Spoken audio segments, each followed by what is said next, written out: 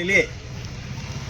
मग बदली जरी झालेली असली तरी एक दुःखाचा क्षण आहे तो, परंतु आनंदाचा क्षण म्हणजे त्यांच्या जागी आपल्याला बदलून 3 मॅडम आलेले आहेत.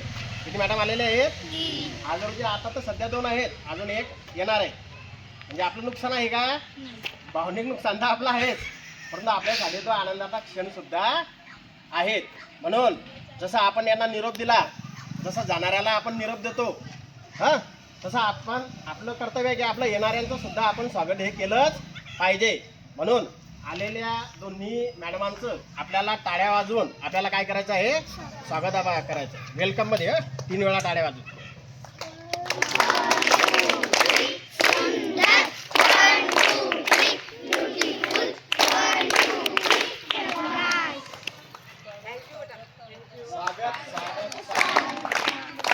मॅडम